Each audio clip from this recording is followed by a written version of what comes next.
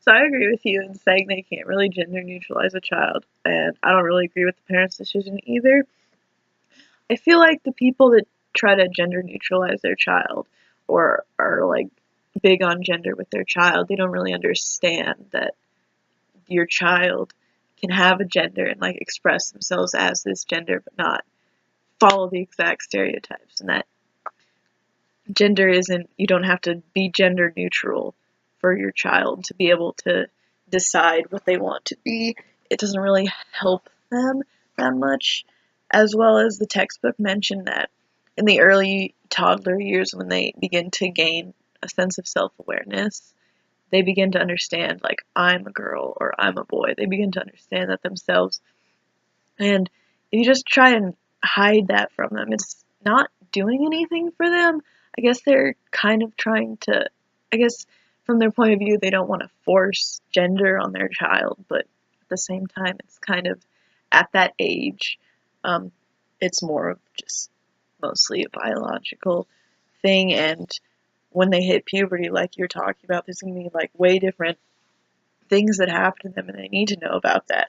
They need to know about what their gender is. They need to learn about their gender because there's different health problems too that can happen to men, different health problems that can happen to women, and things that they're more likely to happen. Like they need to be a little informed on their biological sex, and they don't have to be confined to their gender roles just because you tell them that they're what gender they are.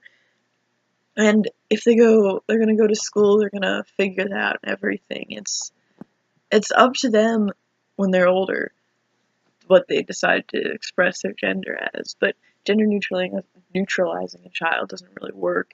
Doesn't really help. It doesn't mean that they have to force gender roles on their child. It's just the child knowing their gender and telling other people their gender. People, when you have a baby, people are like, "Oh, is it a boy or a girl?" It's not like a horrible intrusive question. It's just, is it a boy or a girl? Like, it doesn't have to be such a loaded question. Gender can be complicated, and we can have all those discussions about it later. But when they're a child, they're just a child, and they're going to be self-aware. They're going to figure it out anyways.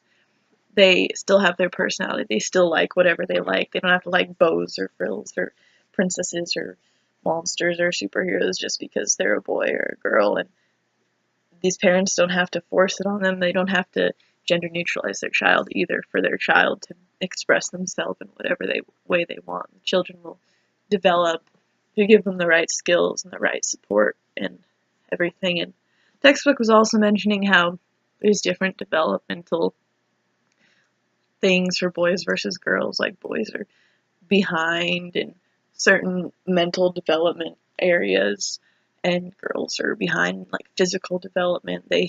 Um, they gain more. They have more weight to they have more fat, muscle, like things like that. Just little things, like developmental little things. So boys and girls are not exactly the same, not physically, not the way that they develop, and they still have their own personality. And gender neutralizing a child isn't.